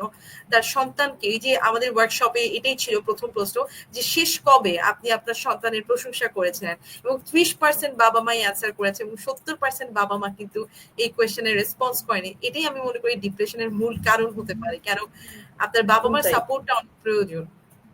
হুম, তো এই জায়গাটাতে আসলে বাচ্চারা তো ছোট মানুষ, and at the same time ওরা কিন্তু এখন ওপেন, ওদের কিন্তু এই যে ইনফরমেশনের ওপেন অ্যাক্সেস কিন্তু অনেক বেশি তখনকার তুলনায়। তারা কিন্তু হ্যাঁ, কম্পেয়ার করতে শিখে, আচ্ছা বাইরের দেশে একটা বাচ্চা এরকম প্যারেন্টাল কেয়ার পাচ্ছে, আমি আমার হ্যাঁ, দেশে বসে এই প্যারেন্টাল কেয়ার পাচ্ছি না। ব্রাউন ফ্যামিলি কনসেপ্টটা তখন গ্রো করেছে, ব্রাউন প্যারেন্টস কনসেপ্টটা তখন গ্রো করেছে, এবং এই ব্রাউন প্যারেন্ট কিন্তু এখন খুবই ট্রেন্ডিং একটা টার্ম। এটা হুম, এবং এই আমাদের বাচ্চাগুলো কিন্তু এই জিনিসটাকে অনেক বেশি রিলেট করে। সো আমি মনে করি যে যেহেতু তারা কম্পেয়ার করতে শিখেছে, সো তারা হুম, সবকিছু জানে। এবং আমাকে কিন্তু আমার একটা স্টুডেন্ট বলেছে যে আমার ভাইয়ের বয়স 18, আমার বয়স 12। আসলে আমাদের হুম, বাসায় আমরা একদম আইসোলেটেড থাকি, আমার ভাই অনেক ডিপ্রেশনে থাকে। আমি এখন আমি নিজেও ডিপ্রেশনে থাকি, বাট আমি আমার ভাইকে কনসোল করি। মানে হুম, সে আসলে দেশের বাইরে যাবে, বা আমাদের বাবা মারা আসলে আমাদেরকে খুব একটা সময় দেয় না, সো আমরা নিজেদের মতো করে থাকি। সো আমার কাছে মনে হয় কি যে ফ্যামিলি বন্ডিংটা অনেক ইম্পর্টেন্ট। এখন আসলে সবাই এতটাই স্ক্রিন টাইম বাড়িয়ে দিয়েছে বা এতটাই ব্যস্ত হয়ে পড়েছে যে নিজের হুম, ফ্যামিলির সেই ছোট ছেলেটা বা সেই 18 বছরের তরুণ সময় কিন্তু হুম, পাচ্ছে না বাবা মার কাছ থেকে, বা সেই সাপোর্টটা পাচ্ছে না। সাপোর্ট পেলে হয়তো এই জিনিসগুলো কমে যাবে। আমার মনে হয় যুগ যত, টাইম যত বাড়ছে, আমাদের ইন্টারনেটের এক্সেস, আমাদের প্রযুক্তিগত এক্সেস গুলো অনেক বেশি বেড়ে যাচ্ছে, এবং এটা ওয়ান অফ দ্য রিজন হতে পারে। এই জায়গা থেকে আমাদেরকে একটু নিজেদেরকে সচেতন করে কার্টেল করতে হবে ইউজ গুলো আর কি। অনেক ধন্যবাদ আপু, অনেক সুন্দর করে বলছেন। আমাদের সাথে আরো অনেকে যুক্ত হয়েছেন। সুবর্ণা মন্ডল, পুরকাস্ত দেখছেন, ধন্যবাদ। যে আমাদের সাথে শুভ্রা মন্ডল, ধন্যবাদ। আপনারা এইভাবে আমাদের সাথে যুক্ত হতে থাকেন এবং কমেন্টস করতে থাকেন। মারজাহান সুলতানা লিখেছেন, আমি করেছি মিস, আজকেও করেছি মেয়ের প্রশংসা। আচ্ছা, ধন্যবাদ মেয়ের প্রশংসা করার জন্য। এই জিনিসগুলো আমাদেরকে করতে হবে। যারা প্যারেন্টস তাদের আসলে উচিত যে আপনারা বেশি করে সন্তানদেরকে সময় দেন এবং আসলে আমরা সময় দিতেই ভুলে যাচ্ছি। আসলে আপনার পাশের মানুষটা কিন্তু আপনার আমার কারণেই ডিপ্রেশনে আসলে চলে যাচ্ছে। তো এই জায়গাগুলাতে যেমন আমার একটা লাস্ট প্রশ্ন আমি লিখে রেখেছিলাম যে বাবা-মাদের উদ্দেশ্যে আপুর কিছু বার্তা আমি নিবো। আপু অলরেডি বলেও দিয়েছে যে কিভাবে আমরা ডিপ্রেশনের কথা আসাতেই চলে আসলো এই কথাগুলো। তো ওভারঅল অনেকগুলো আমরা কথা অনেক জায়গায় টাচ করলাম। কিন্তু তারপরে আড্ডা আসলেন। কেমন লাগলো ওভারঅল সবকিছু একটু শুনবো। শুনে বিদায় নিবো আস্তে, আস্তে। আমরা প্রায় শেষ পর্যায়ে চলে আসছি Definitely. আপু। আপু আমি বলবো এই পুরো কনভারসেশনটাকে আমি কয়েকটা ভাগে আসলে ভাগ করেছি। যে আমি মানে স্পেশালি আমরা এতগুলো অ্যাঙ্গেল টাচ করেছি আজকের কনভারসেশন থেকে। আমার সবচাইতে বেশি ভালো লেগেছে যে মেন্টাল হেলথ নিয়ে অনেক বেশি আলোচনা হলো, অ্যান্ড যেটা আসলে খুবই দরকার আমাদের right now. At the same time child psychology, parent psychology নিয়ে আজকের এই সেশনটাতে আলোচনা হলো। ক্যাডেট কলেজ তো আছেই, যারা ক্যাডেট কলেজ নিয়ে জানতে চায়, শুনতে চায় তাদের আসলো।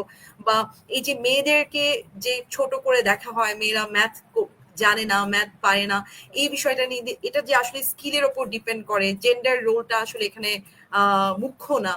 তো এই বিষয়গুলো অ্যাট দ্য সেম টাইম আপনি বেসিক্যালি এত সুন্দর করে শোটা কন্ডাক্ট করেছেন, অনেকগুলো পার্সপেক্টিভস, অনেক কিছু কাভার গুলো আমার কাছে মনে হয়েছে যে এই শোটা আসলে অনেক তথ্যবহুল। আমিও অনেক কিছু শিখেছি, রিয়েলাইজ করেছি, এবং আমি মনে করি এই ধরনের শো গুলাই আসলে বেশি হওয়া উচিত, যেখানে আসলে অনেক পার্সপেক্টিভস আলোচনা করা হয়, এবং অ্যাট দ্য সেম টাইম যেভাবে সবাই অডিয়েন্সরা বা যারা আমাদের ভিউয়ার্স যারা পার্টিসিপেট করেছেন, দেখছেন, আশা করি এটা তাদের জন্য অনেক ভ্যালুয়েবল একটা সেশন হবে। থ্যাংক ইউ সো মাচ আরজেরিফা আপু, এত সুন্দর করে পুরো সেশনটা কন্ডাক্ট করার জন্য, এতগুলা ব্রডার মানে পার্সপেক্টিভ থেকে কোয়েশ্চেন তুলে আনার জন্য।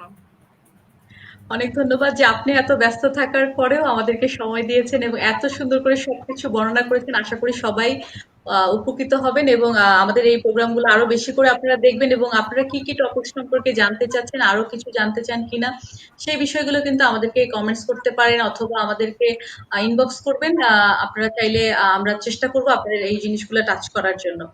আর আপনাকে তো আপু বললামই, আমরা যেহেতু মানসিক স্বাস্থ্যতে বেশি জোর দিচ্ছি কেন, কারণ এখন একটা এমন সিচুয়েশন তৈরি হয়েছে মানসিক স্বাস্থ্যে এখন মানুষের শারীরিক স্বাস্থ্যের চেয়েও খুব জরুরি হয়ে গেছে। কারণ শরীর আর মন কথাই আছে একসাথে, একে অপরের সাথে আত্মার মতো জড়িয়ে আছে। তো সেই ক্ষেত্রে আপনার শরীরকে ভালো রাখতে হলে আপনার মনকে কিন্তু আগে ভালো রাখতে হবে আর সবসময় হাসি খুশি থাকার চেষ্টা করতে হবে। আশেপাশে অনেক নেগেটিভ মানুষ আসবে, ওই যে আপু বলছিল আমি যদি আইসক্রিম বিক্রি করতে যাই সেই ক্ষেত্রে কি ঘটনাটা ঘটতে পারে, সেই সময় যদি কিছু হয়ে যায় তাহলে সব দোষ আমার উপরেই আসবে। তো আসলে আবার আরেকটা জিনিস যে নারীর ক্ষেত্রে যেহেতু আপু আমরা একটু নারীতে চলে গিয়েছি সেক্ষেত্রে একটু বলি যে অনেক সময় আমরা কিন্তু দেখতে পারি আমাদের আশপাশের মানুষজন কোনো কিছু হলে, বিশেষ করে আমি এখানে পুরুষদেরকে বলবো যদি যারা পুরুষ মানুষ দেখছেন, কিছু হলে আমাকে একজন আমার বাচ্চাদেরই থ্রুতে একজন গার্জেনের সাথে পরিচয় হয়েছিল, তখন উনি বলছিলেন যে আমার ছেলে বা মেয়ে কোনো কিছু করলে যদি ভুল করে সেটার ক্ষেত্রে আমার উপরে দোষ চলে আসে, আর ভালো কিছু করলেই বাবার অ্যাচিভমেন্ট হয়ে যায়। কিন্তু আসলে একটা সংসার, আপু কিন্তু বলছিল যে বাবা মা দুজনকে এগিয়ে আসতে হবে, তাহলেই কিন্তু আসলে আমরা সুন্দর একটা বাচ্চাদেরকে সুন্দর পরিবেশ দিতে পারবো। আরেকটা জায়গায় একটু টাচ করতে চাচ্ছি, শেষ হয়ে করেও আসলে শেষ হয় না অনেক সময়।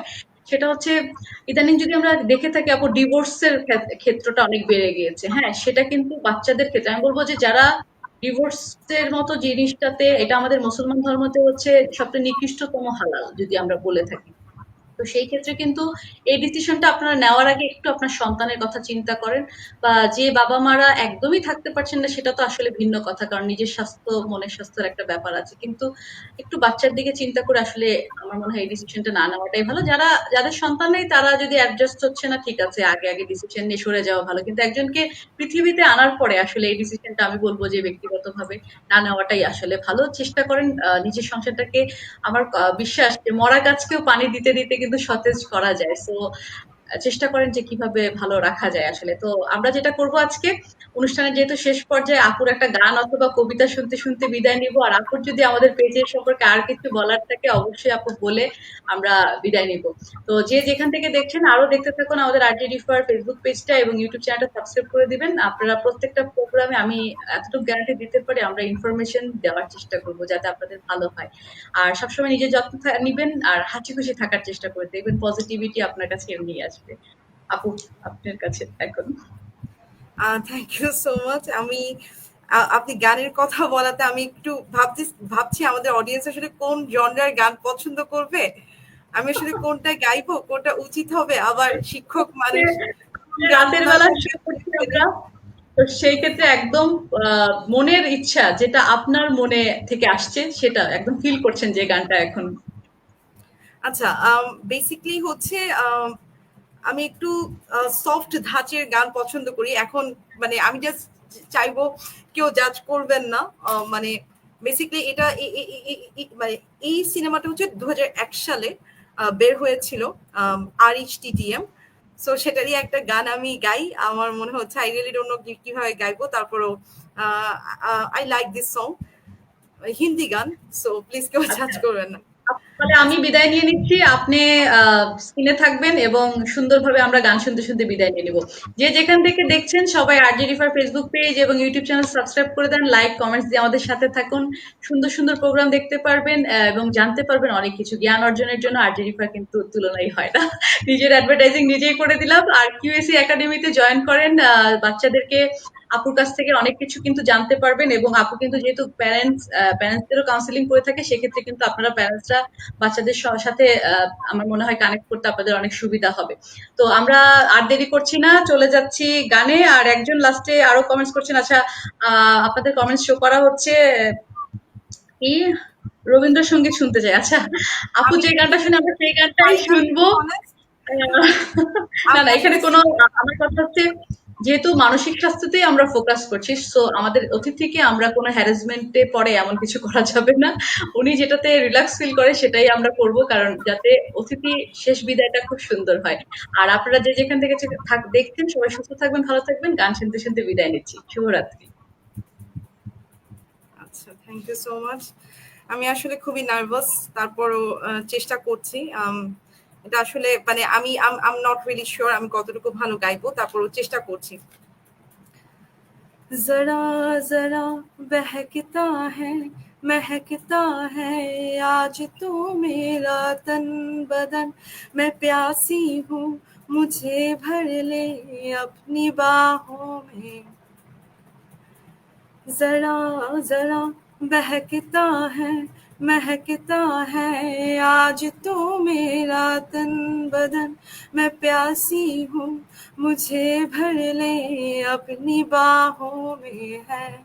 मेरी कसम तुझको सनम दूर कहीं ना जा, ये दूरी कहती है पास मेरे आ जा रे।